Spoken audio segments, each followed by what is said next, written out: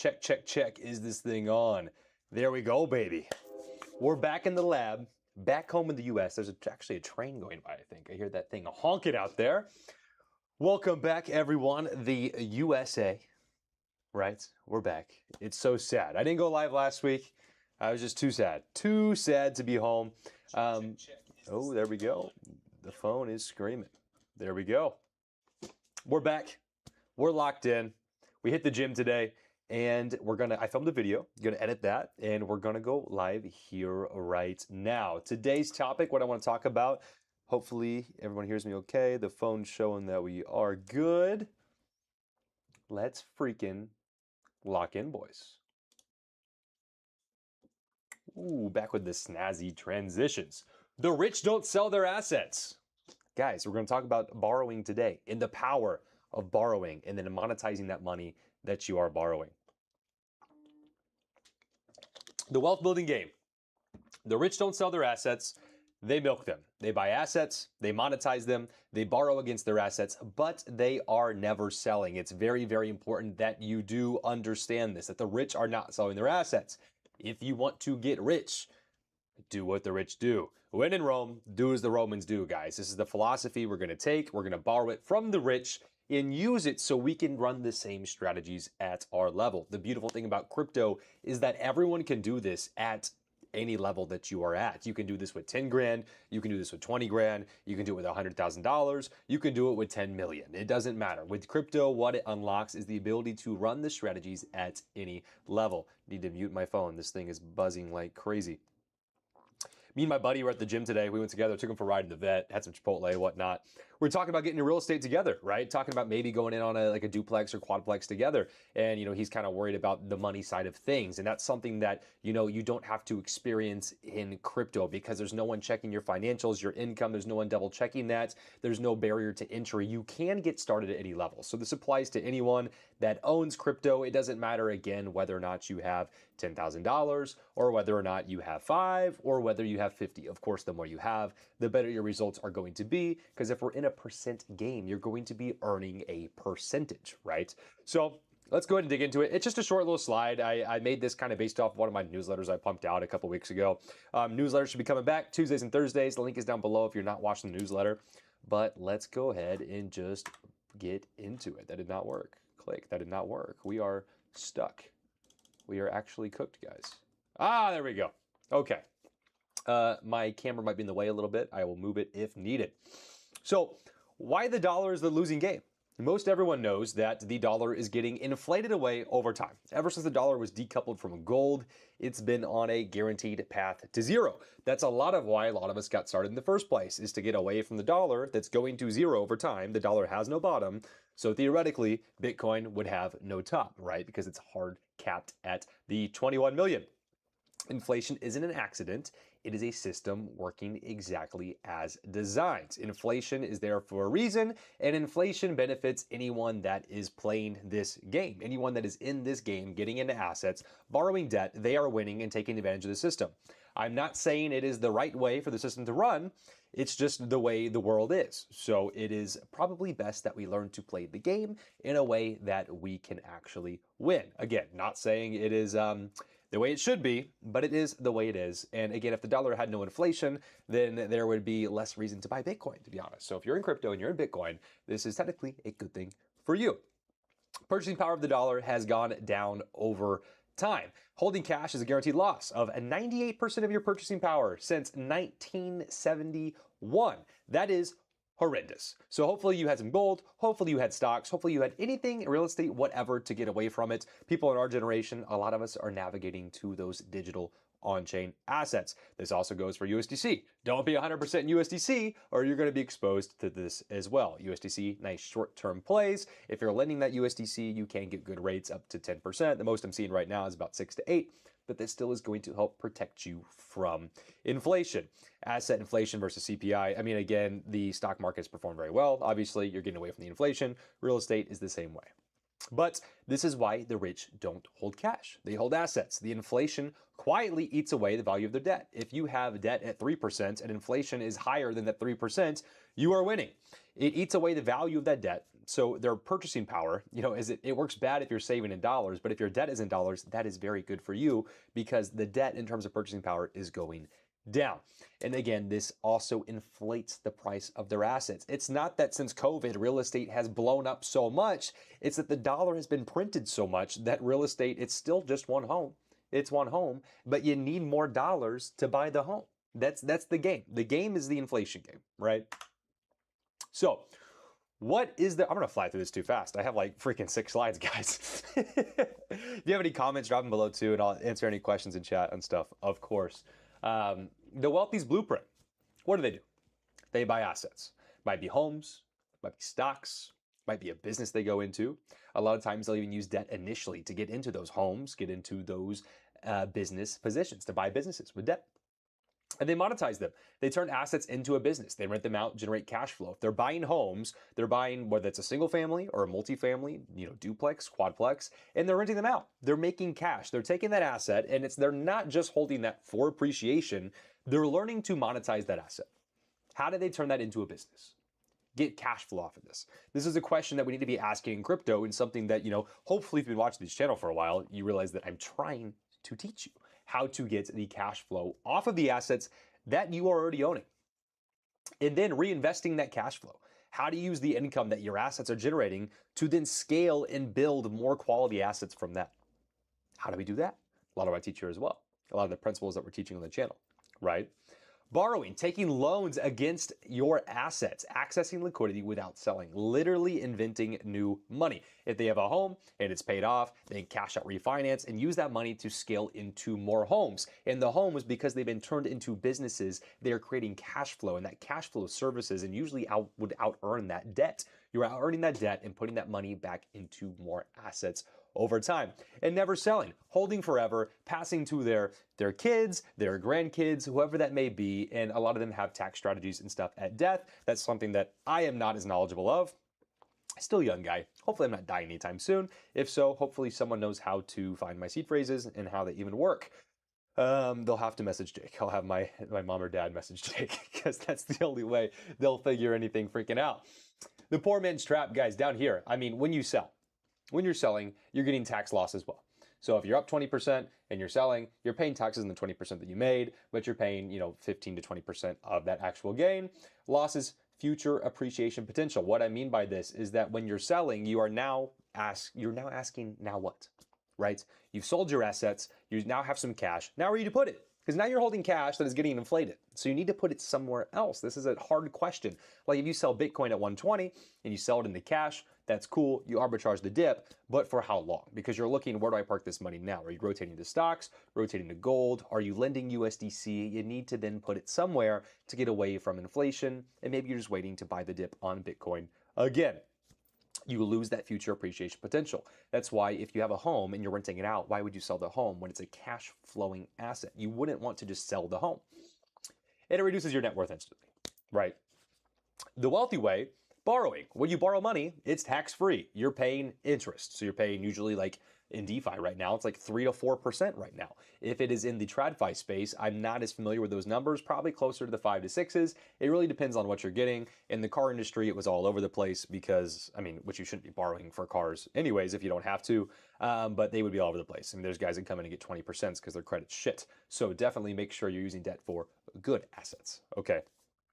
The assets continue to appreciate. So they're borrowing against them, using the tax-free liquidity to grow their business, and their assets continue to appreciate over time, and the inflation erodes the debt value over time. And again, what I mean by this is like $10,000 back in 1970 is worth a lot more than today, right? So if your debt was $10,000 in 1970, 50 years later, yeah, that debt might have been growing at like a 3 to 5% interest rate. Let's just say you kept that loan open or something, right? But that $10,000 obviously is a much smaller percentage in buying power. So that debt becomes smaller by proxy of purchasing power over time. So it really changes the game the more you can zoom out and look at how these trends are going to continue. How are we doing, chat?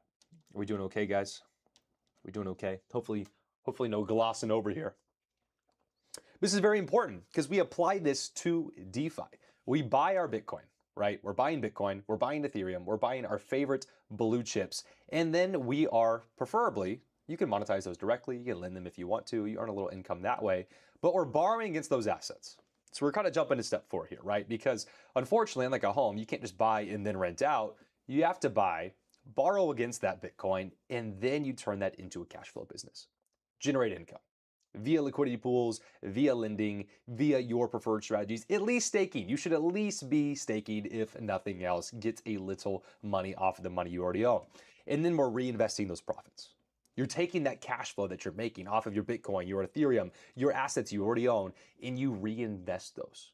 Whether that's into more assets, or if that is into gold, or if that's USDC. If you're a little risk off right now, you're scared of the market, be doing gold and USDC. There's digital on-chain gold as well. Be investing away from the dollar if you can, and wait for the right time to keep buying more assets. And most importantly, we're not selling them. We're not selling them. If you want to get a little more involved and be selling the long-term highs and buying the lows, you can be involved. But the more involved you are, the more mistakes you potentially have to make. Maybe you sold perfect at 120, but maybe you were scared to buy 62. Is that the bottom? I don't know. But if it was and you haven't bought back in yet, you might have missed out. So that's the thing. It's not just you have to get right once, you have to get right twice. When are you selling and when are you buying back in? So the longer you can see the game, and I'm not saying you can't make money doing a percentage of your portfolio that way. You can get really, really good, and you can sell the highs and bottoms and make a lot of money that way. Sell the highs, buy the bottom, sorry. But again, it's more decisions to make, more room for mistakes. Why did the TVL of the Monad pool drop like 300K? People pulling out of it. It's not making as much money anymore, right? So if it's at 165% and everyone's seeing me and Jake posting about it because it was a good opportunity, and then you see hundreds of thousands of dollars come in to the liquidity pool, it jumps up like crazy. And then because of that, the APR drops because there's so much more liquidity there versus the volume. So then people are getting paid less money. And because they're getting paid less money, all the degenerates that aren't there maybe for the right reasons, or it's just not satisfying anymore, they're not making 15% a month, they're only making like 6, well, then they're going to pull out and go somewhere else and chase more opportunity. And because the TVL then will drop back down, that's going to be good for your APRs because there's going to be less competition there for you. So it's all like a circle of life. When there's low TVLs in places, it's high yield that attracts more people, which raises the TVL, which lowers the APR, which then will disinterest other people. So everything kind of balances out. And that's kind of why, like in the lending game, USDC, you'll see different blockchains might have slightly different rates. But if like Sui's paying you 8%, whereas base chain's paying you 3%, you'll see people start to migrate towards Sui to lend. And then something else will get a little higher. You'll see people rotate towards Solana. And that's why things kind of start to just even out.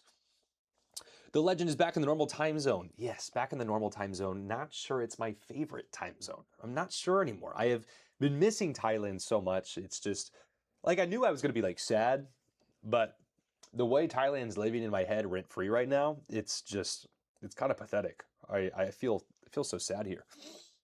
Do you think we dip lower and are able to have DC opportunities into strong assets like Bitcoin and ETH? I think it's a very high likelihood. I think we could. Last I checked, there was lots of liquidations around the 54K mark. I think it's a possibility. I have big buys in like the lower 60s. So it's like, you know, if we go lower, fine, I'll buy more, right? And if we don't, at least I got it. So I'm not trying to get overly cute with it. It comes down to that, like having to keep making the right decision versus just being consistent over time. I also have like certain accounts that just DCA a couple $100 a week or whatever into Bitcoin. So there's also that stuff too, where I'm literally not having to think about it at all. I'm gonna pop this in out real quick. Sorry, boys. I know that's probably disgusting to some. Some habits from Thailand stay. Have you used the Solflare debit card before? I'm looking for a card connected to a wallet. I haven't. I'm not saying it's not good. I kind of don't want that connection to a hot wallet, right? Because I have lots of money on the hot wallets, you know, usually. So I don't really want that connection. What I do is I do have the 2 credit cards. I have the Coinbase Amex and the Gemini, and I can just send USDC to the exchange and pay the bill that way. So for me, it's close enough. The protection of a credit card, the rewards of a credit card, without having to actually connect anything to that hot wallet, to me is more secure, right? I wouldn't want a connection to the wallet itself. Not saying it couldn't go well, but I would rather off-ramp stablecoins that way. Send to the exchange and pay the bill. Kind of like how, so the car in Thailand, the car finally got fixed, right? Back in the car, window got busted out again, whatnot, right? But they asked for like the $6,000 payment. I use the Coinbase Amex card and I get like 2% back in Bitcoin. So clutch is like $300 in Bitcoin for free. And then when the bill's due in like a couple weeks, I'll just send USDC from one of my lending spots, send it over and then pay it. And then it's cool. GG. Or you can pay with your bank account or whatever as well. People leaving those pools, the APR will pop steady as she goes. Exactly. As the people leave the pools, TVL gets lower, APR pops back up, and then people will be like, oh, let's go back, and then it's just a fucking game. And the market should get more efficient over time to where people will start to stabilize, and then you'll see a pool open that has a lower percent fee tier. So like for example, let's say it's a 1% fee tier right now, which means everyone that's swapping is getting charged 1%. Over time, a new pool will undercut it at a 0.5% tier, and because it's cheaper, it'll get more volume, and then it will start to grow to where eventually they kind of even out, and then the lower one exceeds. The market gets more efficient over time. Hopefully that's not too autistic. How much should I keep in my side hustle before starting to buy Bitcoin to lend on Aave? Like 10K. I'm not sure I understand exactly 100%. How much should you keep in your side hustle? Listen, I'm still bartending, right? So it's like like this weekend, like I bartended the NCAA tournament out here at the nightclub, and it's like I probably made like over 2K doing that for like 4 days, 3-4 days, right? So it's like just because you're making money doesn't mean you have to stop making money. Like, a lot of people think that like once you start making a certain amount of money, the game's just over, but you'll find it gets very boring very fast. I mean, I've had a very boring week this past week where I was just sad missing Thailand because it's just less stuff to do. It's cold here. I hit the gym, made some videos, edited those, and then what, right? And then I went and bartended, right? Fill up my time, getting paid to do what most people pay to do. Make a couple grand. Oh no, why would I ever want to go do that? That would be terrible. So, I mean, if you have a side hustle that you enjoy, as long as you like it and you're making good money, then I would keep doing it. And I would keep buying Bitcoin. And yeah, I mean, if you have 10K, go for it all the way. Use Windows or Mac for pools. I mean, I have it on both. Honestly, I think Mac has better security just because it's harder to do stupid shit. And like on your Mac, you're probably not playing video games and shit, or you're downloading stuff. I've heard horror stories like someone downloading like the wrong GTA 5 and it like mining their Bitcoin from their wallets. So I think it really just kind of depends. If you have the option to use iPhone and Mac, I just think the security is a little better because it's harder to do stupid shit basically. But at the end of the day, I don't think there's a better option for that really. You can use both, and I have used both. I think I started on my MacBook and my iPhone, and then I went through phases where like I build really nice computers and then I sell them because I start playing video games and I have to stop, and then I build a new computer again. So I've been through phases, guys. But I've always had my Macs because it's like pretty much just business on the Mac, right? What's the lowest TVL pool you would go into that you consider safe? I mean, it just depends on the size that you're going into. Like if you have $500, you could look at a 10K pool and you're probably going to be okay. But because it's a lower value pool at the same time, you're not going to get a lot of swaps coming through because no one can buy a large swap through that pool because it can only route like 10K max. So you just got to think like if you have a 10K pool, there's like, let's say best case, there's 5K USDC, 5K ETH or something like that, right? Which means that you could only at most do a 5K swap, but like it's not even going to route that. It's going to get routed to the bigger pools.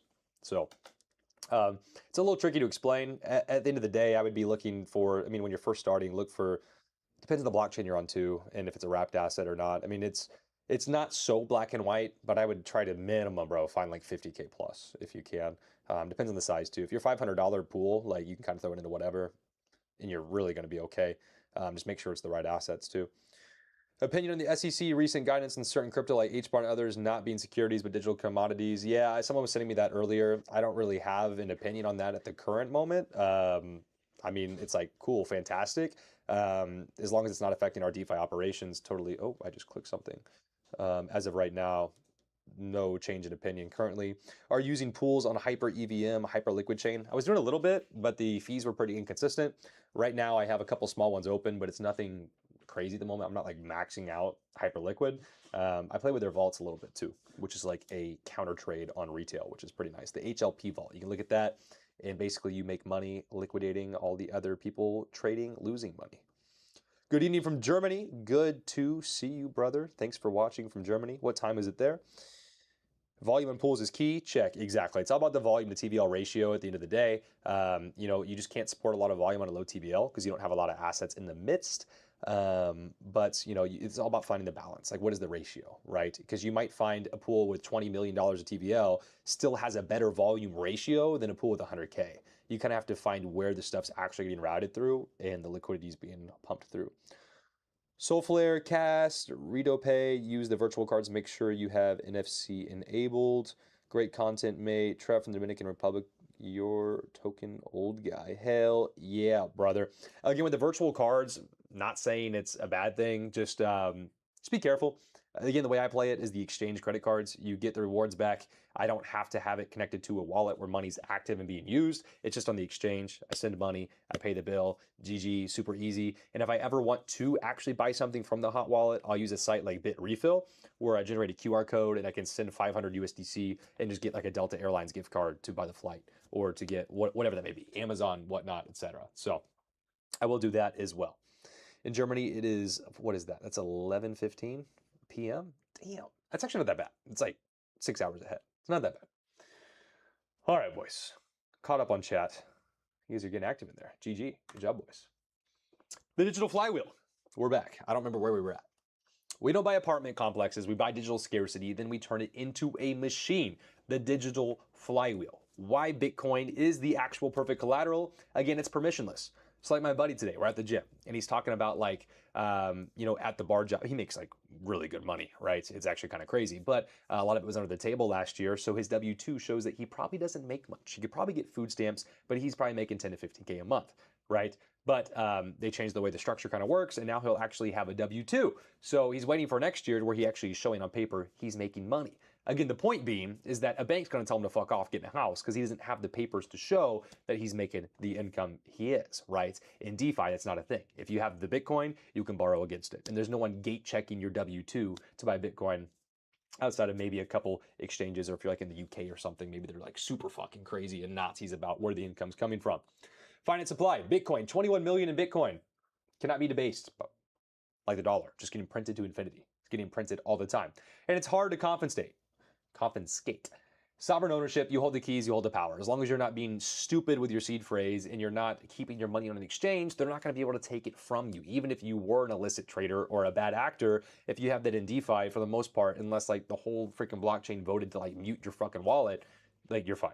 Right, and that's only on a couple blockchains where they really can do that. Risk management, when we're borrowing 30 to 40% max, maybe 50% on Bitcoin. Really, the way I do this is to check my liquidation zones, and I really want to keep myself in a place to where if the market drops by 50%, I don't get liquidated. And I try to maintain that level. So if Bitcoin were to drop to 30K, I would be really close to liquidation zone, but then I am looking to buy aggressive amounts of Bitcoin at 30K. Like, who is not? That's giving you a flashback chance from like 4 years ago, 3 to 4 years ago, where you get the chance to go again. I would, of course, be going absolutely so big and give myself enough room to the downside where Bitcoin can drop to 15 and I'm still going to be okay. I'm always trying to manage that 50% drawdown. That's really what I'm looking for there.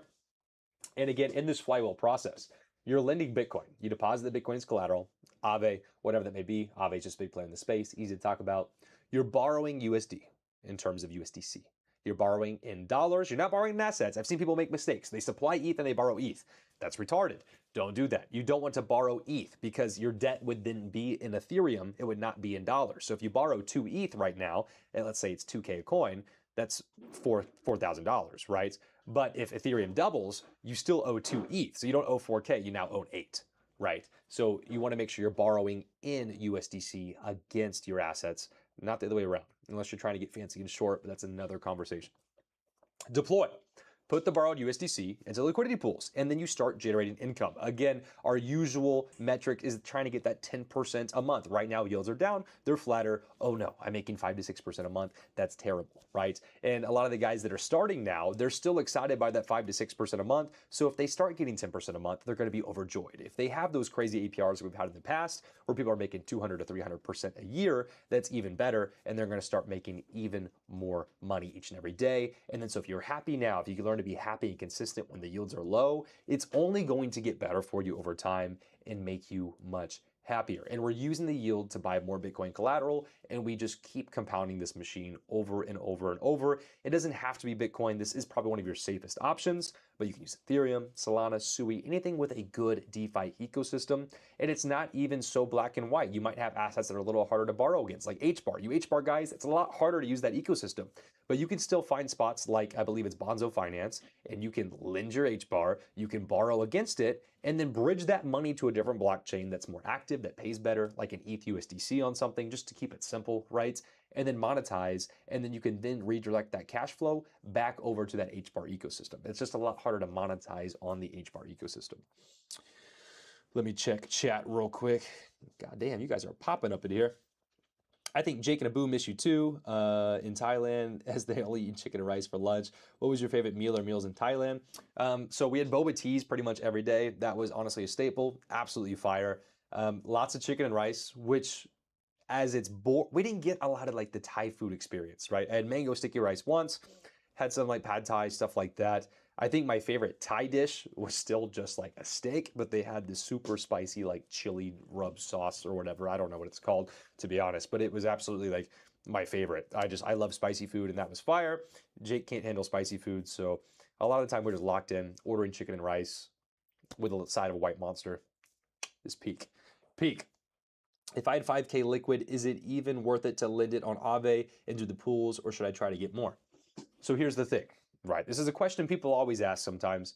And it's like with 5K liquid, it's still a good strategy to run. It goes back to what I was talking about at the very beginning of the live, which you can go back and watch later as well, where you can do it at any level. Okay, but you're just not going to make a significant amount of income that's going to like, whoa, like exceed you going to work at your job, right? But even again, I was just telling you guys that I'm still going, why would I not go bartend and make a couple grand just because I'm making money online?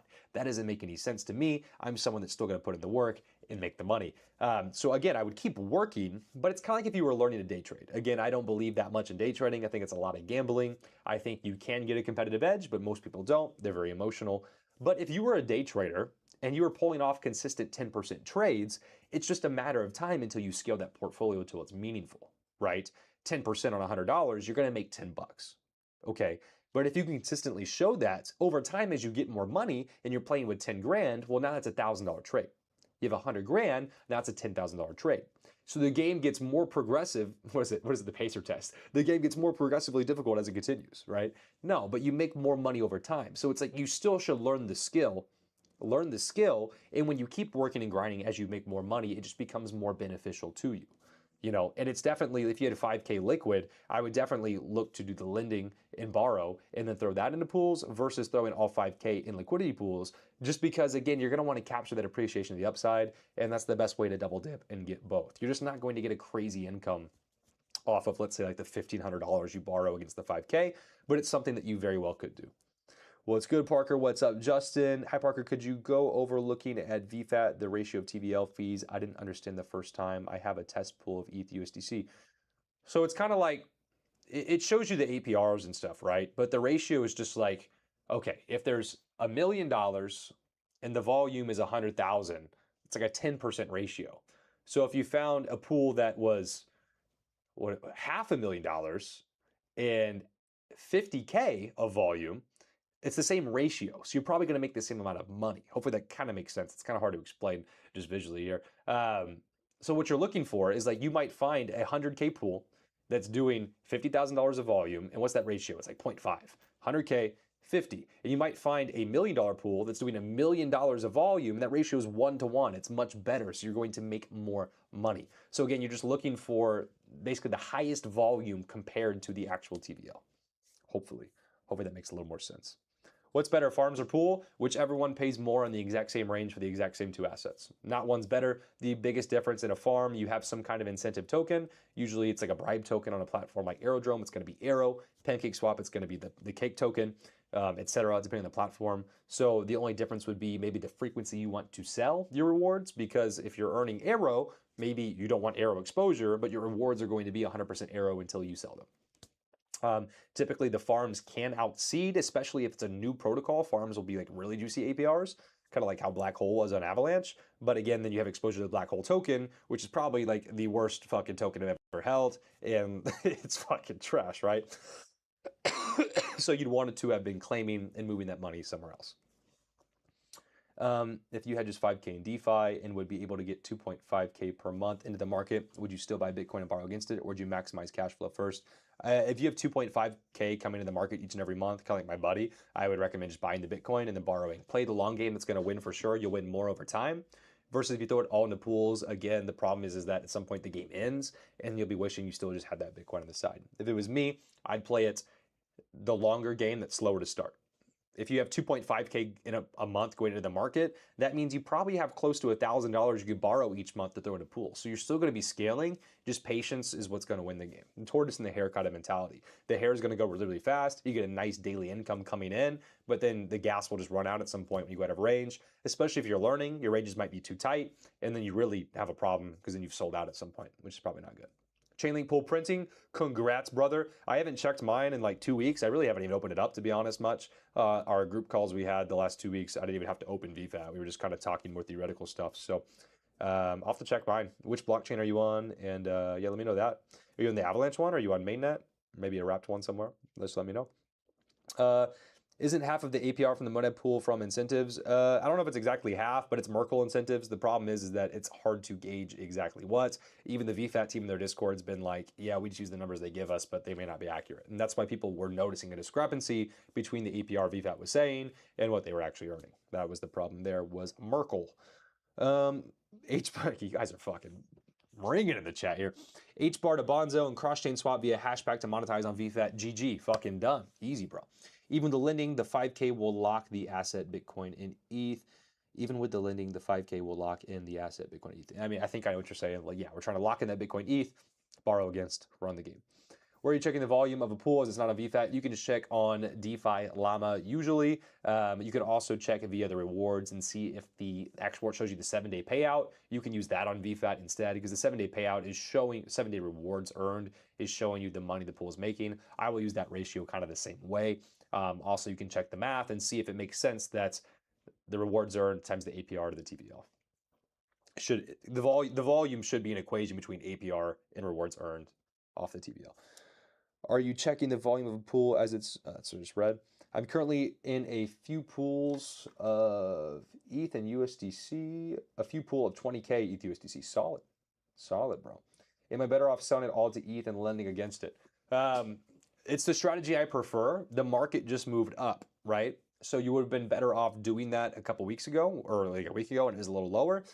So depending on your thought process, you could slowly start to DCA out and start to pull little bits out into ETH and then borrow and throw that back in the pool. But if you're a little more patient and we do get a move to the downside, once we move down, say below 2K, that's a much better time to actually just pull out into spot ETH and then do that strategy. SauceSwap is going to add a version 3 to their platform that allows limit order trading. When you're free, please check it out. Hell yeah. I'll check it out. I'm not big like inactive on HBAR. I just don't hold any anymore. But some of the guys are in here, so some of the guys in the 10K fast track are pretty big on HBAR, so we'll take a peek at that too. A lot of what I've taught them to do is to borrow against their HBAR and move it to a different blockchain, just because it's hard to make an APR and HBAR to USDC or something like that. 160 April 66 range Uniswap. 160 April 66 range Uniswap. What the fuck did you APR? Okay, I was like, what the fuck are you saying? 160% APR, 66% wide range Uniswap. That's really not bad. ETH mainnet, fucking cooking. It's really not bad. Where's your Versace robe today? It's in my dirty clothes hamper. Actually, I haven't washed it since Thailand. I need to wash it. Smells like fucking airplane probably. Thanks, bro. Of course. Thanks. Of course. Yeah, Versace robe's nice, but it's fucking hot too. I'll tell you that. It's nice when it's cold in here. All right, digital flywheel we talked about. Okay, this is the last slide. At least chat's fucking popping today. It's a short one. Short slides. Real numbers and results, right? If you have 500K in Bitcoin, which I'm not saying this is anyone here, but drop 2 or 3 zeros if it's at your level, right? If you have 50K, drop a 0. If you have 5K, drop 2 zeros, right? And you're borrowing debt of like 200K. The cost of that capital is about 5%. Okay. And sometimes if you're lending stuff like ETH instead of Bitcoin, you're making about, let's say, 2% on the Ethereum and you're borrowing for about 4% on the USDC actually. So it's almost a wash if you're borrowing like 40% or less, right? Where it's actually like the APR you're making off just lending the ETH alone washes out and you're still net positive before you even run liquidity pool. So pretty interesting if you're an ETH guy versus a Bitcoin only guy, right? You can actually offset that APR to 0 from the get-go. And then you are generating cash flow. Again, we're basing this on a 10% monthly target. That is our target at least. A lot of the average has always been 8 to 12%. Right now, it's looking like a 5 to 6% month. It's not looking very good, guys. It's just the way it is. I haven't checked today since prices have moved up the last couple of days. But again, we're using that to generate. If you had 500K and you're borrowing against it, $200,000, using that, your target's $20,000 a month. That's your target, right? If you're making 10% a month, that's $20,000 a month. And you may be off. Let's say you're making 5% a month. Oh no, it's 10K. Oh no, you made 10K, right? And we're using that to buy more Bitcoin, get more assets, and have a little bit of dry powder on the side. And when we're right now, maybe you don't want to have as much dry powder. When the market is high and we're at like 115K Bitcoin, maybe you want to have a lot more of the dry powder and just a little bit of Bitcoin. Or maybe you want to stack all dry powder. Once we cross $100 and something thousand of Bitcoin, maybe you guys are going to take your cash flow you're making and it's only going to USDC or gold. And you're stockpiling that for a future October event, a future last April event where we get freaking destroyed, right? And then you have something you can actually do about it. Should I use the Trezor Safe 7 and have two passphrases? One is for Aave, the other one is connected to Rabby Wallet to run the pools. I bought is the new one the Safe 7? I bought the new one. I quite like it because it Bluetooths to my phone. That's the biggest gripe with Trezor for the longest time, is that it didn't have Bluetooth to the phone. Ledger did. I don't like Ledger as much. Now that Trezor has the Bluetooth compatibility with the phone, it's just so easy to do what I want to do. I use it on Rabby all the time. Not all the time, because it's the Trezor one's more of my inactive wallets that I do once in a while. But I use it like once a month. It's just convenient. It's nice. You can just send money and move money, whatever. You could definitely have two. I have like, what do I have? I have like 3 ledgers and 2 Trezors and a Tangem that I never fucking use. But they can have different purposes, right? Like I have one Trezor that's literally just Bitcoin, and that's all it's ever been. Right? I don't even know what that's fucking worth right now, to be honest. I don't know. It's just always been there, right? And then I have a ledger that's more of like a cold storage as well. And I have a ledger that's in pools. And then I have I think the Trezor I use for Rabby, which also does have Aave lending on the same one. So it's like, I do segregate stuff quite a bit.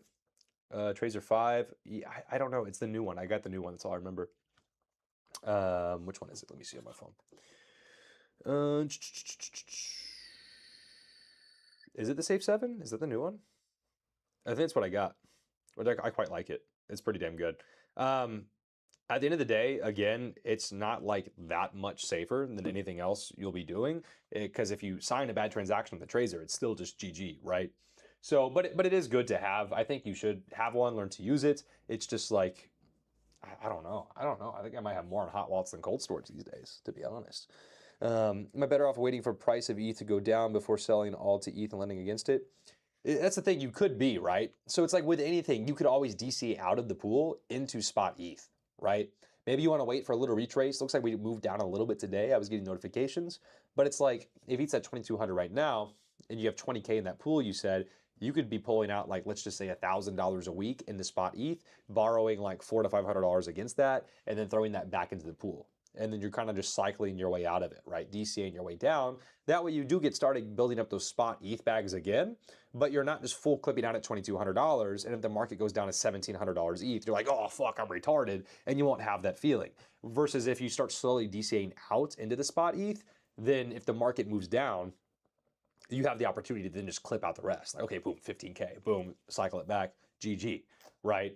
So I think DCAing is always the answer with the ability to tactically LSI, lump sum invest whenever you want to make a big move, right? So it's like, just DCA your way down, you find the right entry where you're like, this is fucking it, and then you fucking hammer in, or you can just keep DCAing. Either one. Whatever is less emotionally taxing on you where you're going to be like stressed you made a mistake, okay? So like if you don't care, if you did it all right now and ETH goes down to $1,600 and you don't care, then just fucking do it now. But I think it could be advantageous to slowly pull out. And then if you get the opportunity to then take a big chunk at a better price, go for that. I think it's probably one of the better ways to play that. So back to our slide. Math doesn't lie. By leveraging assets instead of selling them, you create a perpetual motion machine for wealth. Again, you have your collateral assets that are going to appreciate over time, and they're put to work indirectly for you. While you earn income, 2 invisible forces work in your favor. The inflation, this is something people don't understand sometimes, but we talked about like twice in this live already.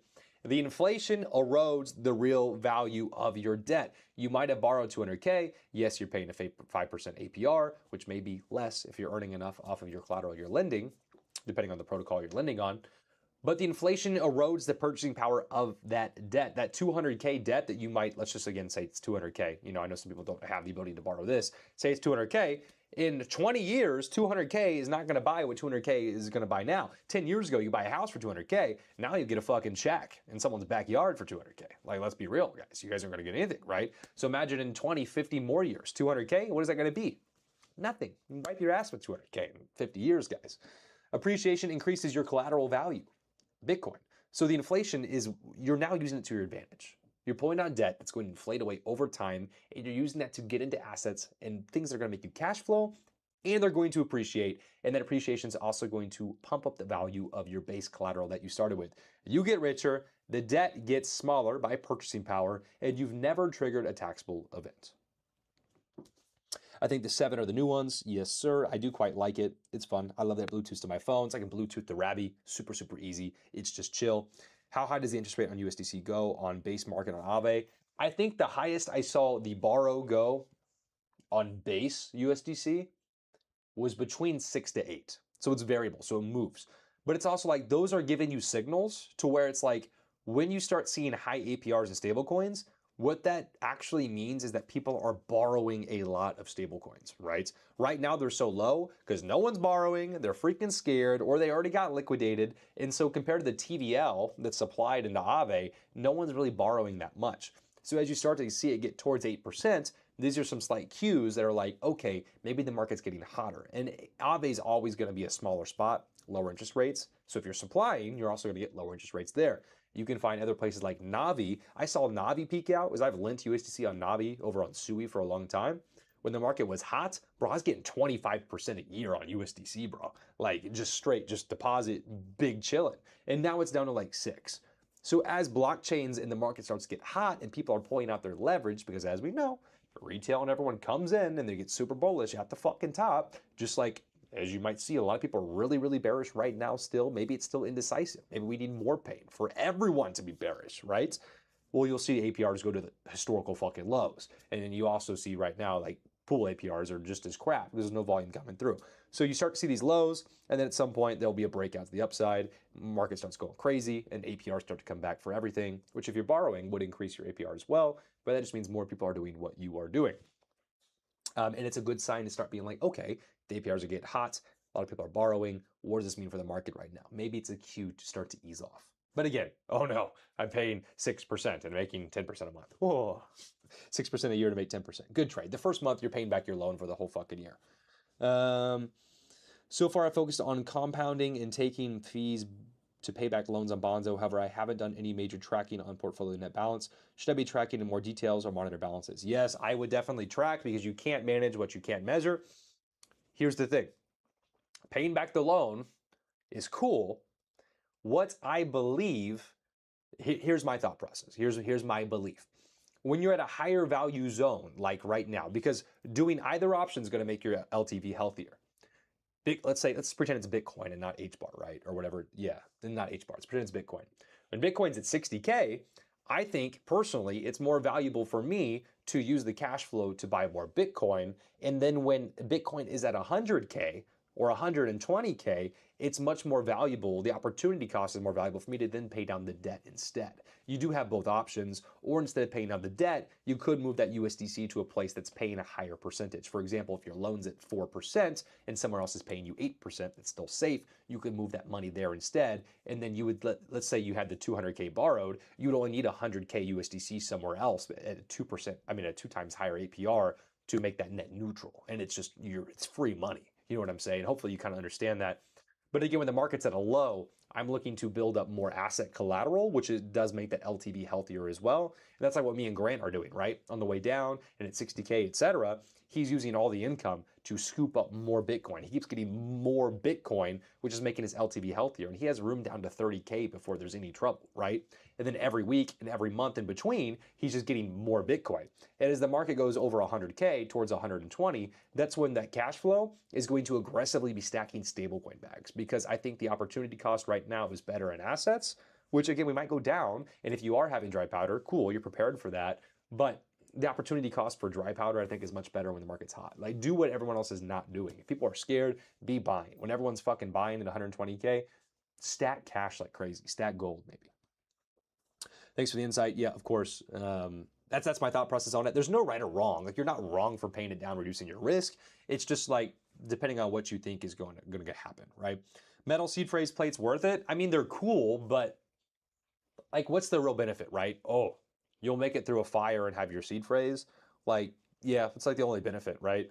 They're cool. I think I have like 2 of them, maybe 3, but it's more of like cool, like a memento, almost like a keepsake, right? It's like kind of like the wallets. They're fun to use, but like really don't need them, really.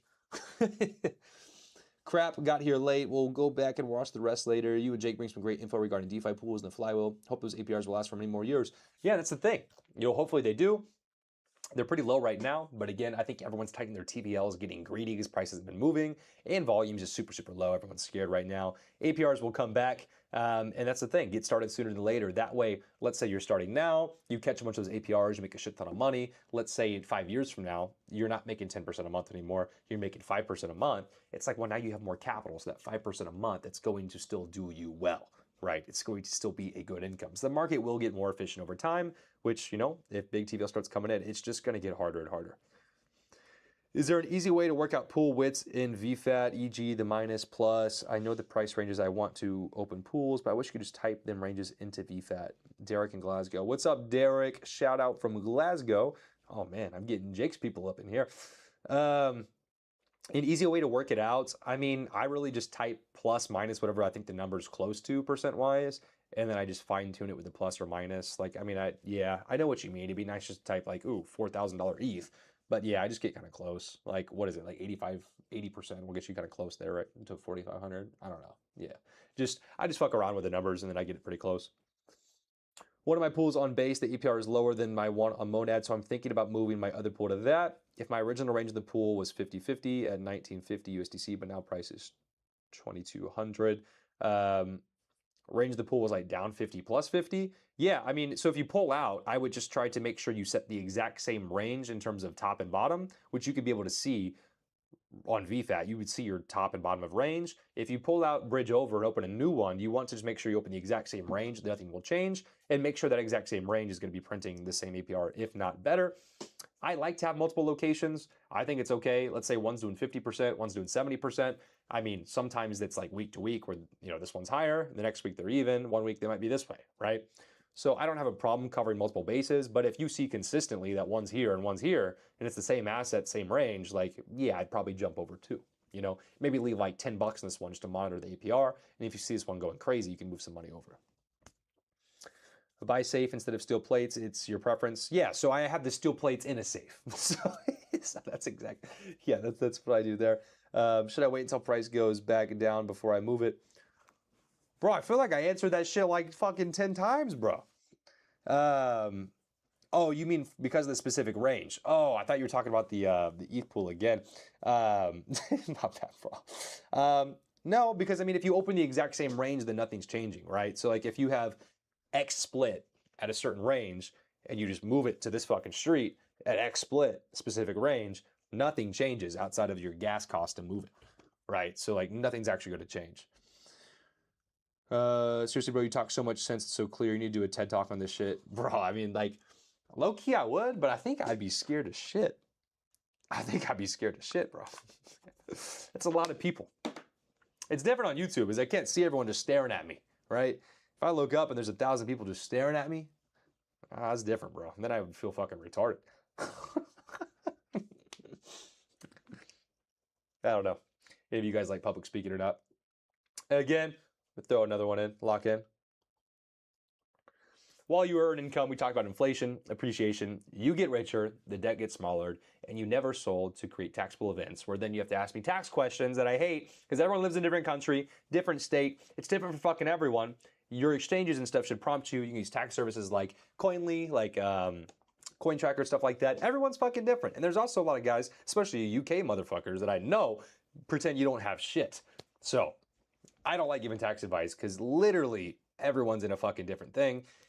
I don't fucking know what to tell you. It's like literally it's so hard to give tax advice, bro. And I'm not a tax professional. I just have my lady I go to and bring my printouts and I say, here you go. And I pay the fucking bill with the Coinbase Amex and get those rewards. Tight range between two stable coins. Yeah, you just have to chart it, right? So you still want to chart the exact pair. Go to like Dex Tools or Dex Screener. You can see the exact pair for the exact pool you're looking at, like that exact ID on chain, and you can see the actual price movement between the two. And you want to make sure that you're catching a lot of that action because it's very, very small numbers you're working with, but there is still a lot of movement between the two. People arbitraging the two stable coins and stuff like that. So you do want to actually just make sure you're going to be in range because you can tighten it up, but it's never going to be in range. So it might say you're going to make, 25%, but you're only in range like, I don't know, a week out of the year or whatever it may be. So you end up still making 6%. You should just lent it on Aave and just been done with it, right? Let's see, tight range two stable coins, past 7-day fees divided by TVL, higher the percent, better the pool. Yeah, basically so. Yeah, just find the right ratio. Pretty much, yeah. 7-day fees versus TVL is going to give you a pretty good estimate. And also, like, when you guys are shopping, hear me out. When you guys are shopping, don't just be, that's why it's good to look at the 7-day fees generated too, because you can kind of get that ratio. Because a lot of you guys are looking for just the APR, and you see a high one, and you open it, and the preview is 1% wide. And sometimes you'll neglect one that is like, it says 50% APR, and you guys neglect it. You're like, oh, it's fucking shit. I ain't fucking looking at that shit. But when you open it up, the preview is at like 300%, and then you got to tighten that bitch down. So don't always just sit there and be like, write stuff off. Like when I'm helping like my one-on-one guys, and I'm looking for like a specific pool, when they're like, hey, is there a better opportunity? It's like I'm actually clicking through all the fucking ones and seeing what the actual estimate is on the actual range, because sometimes, just like they catfish you with the ones that are like, ooh, 300%, and then it's like 0.1% wide, like this big. There's also ones that are like reverse catfish, and they just downplay everything, you know? And then it's like, you open it up, it's like, whoa, you tighten that bitch up, and it's a good APR, right? So definitely just actually look into the pools on the proper range, and it's gonna give you a good insight. If anything looks crazy off, like it's saying 800% on a wide range, it's either a new protocol, or it really is just fucking off, and somewhere the math went wrong on the system. I don't even know what you fucking call it. VFAT just goes retarded sometimes.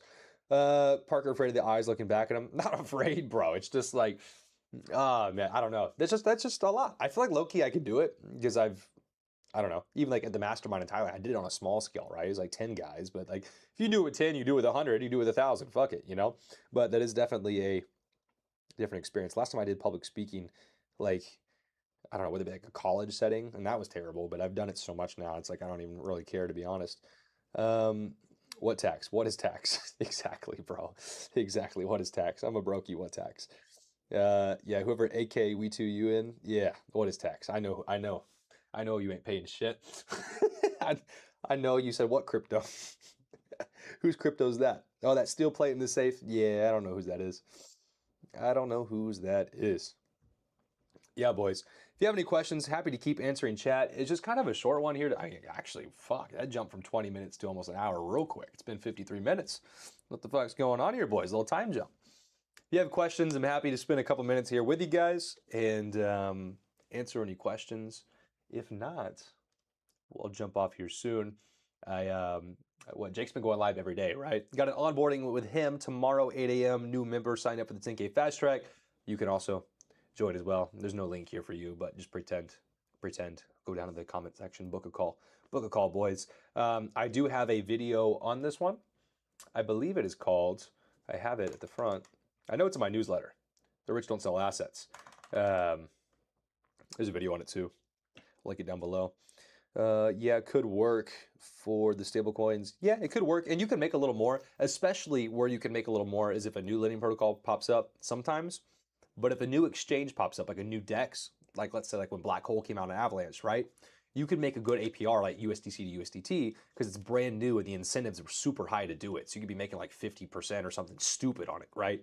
But again, it's a new DEX too, so you have to be careful. I wouldn't put like your whole stablecoin bag over there. Glad you caught the stream. Thanks for the insight. Liking the new slide presentations as well.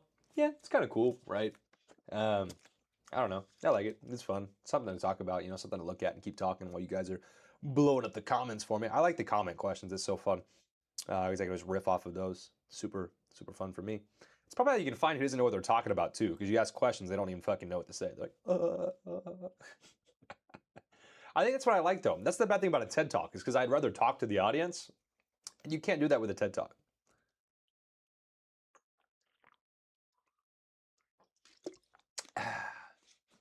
What is this? What do you do? Never watched the channel, bro? Well, thanks for hopping in the live, man. DeFi. All right, guys, let's go through it all again. No, I'm playing. We ain't doing that. You just rewind the stream, bro. A lot of content in here. Really, it's all about the game for me. Is just how do you monetize the assets you already own? Treat your Bitcoin, your crypto like real estate. Borrow against those assets. Learn to monetize them, and then reinvest that income. The Katana pools don't pay good, correct? I was seeing 250% APR with ETHUSDC. From what I understand, they're paying in their new token that has not come out yet. And it was supposed to come out in February, I think. And it has not come out yet. So you're earning these points or future coins that have not launched. So essentially, it may pay off well for me personally. It's like, I don't need to play that game. I'd rather just know the money I'm making and be able to use it every single day. Especially when it comes to opportunity cost. I have that money today. I can throw it into the market and then reinvest it. Whereas the Katana ones, it's like, okay, it was supposed to come out in February. To my knowledge, it is still not launched yet. So it's like, okay, like how long am I going to wait to get my magic internet money from Katana, right? So, yeah, bro, thanks for the sub. I appreciate it, bro. Really just, yeah, grinding it out, teaching guys to monetize the crypto they already own. So if you own crypto, and I don't like trading, I think trading's gambling, so I'll never support that shit. But if you want to learn how to monetize it, definitely poke through some videos on the channel. There's some ones that are more just like talking, and there's some that are more like going over how to actually do the stuff, man. So definitely get started. Everyone in here, definitely make sure you're starting your first liquidity pools. Get them going. Lend a little bit of Bitcoin on Aave or something. Coinbase wrap Bitcoin. Lend it out. Borrow, like, use $10. You can borrow $10 from your kids, guys. Let's be real, okay? Borrow $10 from a buddy. Tell him you'll buy him a beer next week. All right, whatever that is for you. Borrow $10. Put that into Bitcoin. Deposit on Aave. Borrow $5 against it, throw it into a liquidity pool, just see the process work, and when you make your first 5 cents off your $5, bro, then you can loop it back around and see the system complete, right? So if you guys have any questions, of course, drop comments down below on the videos, whatnot. You can post on the community on the channel, I think. Click the link down below if you want to work one-on-one with me. If you guys are having trouble getting started, you can definitely join the 10K Fast Track. Would love to help get you to where you want to be as soon as possible. If you're already having good success, you don't need me. You don't need me, right? Just join in the lives, keep engaging, love talking to everyone here. But if you're having a hard time, if you have some money, you want to monetize, you can't afford to make any mistakes, want to get started sooner than later, of course, the link is down below in the subscription. Check out the videos on the channels, boys. Videos on the channel. I think what's coming up next, I have one coming Friday. I think it is another just like, I have 2 more back in the US actually, 2 videos back in the US. And then after those, the last week of March, dropping the Mastermind Day 1's queued, Mastermind Day 2 is queued. So Day 1's all about cash flow, Day 2, equity, the infinite game, and then we'll be dropping Day 3 as well. Day 3 was a little bit of a mind fuck, so may wait a little longer to post that one because it was just kind of in the fucking weeds there. But boys, appreciate having each and every one of you here. 58 minutes. I'll see if any last second comments roll through. Nope. All right, boys. See you in the next stream. If I can find the fucking ending, guys.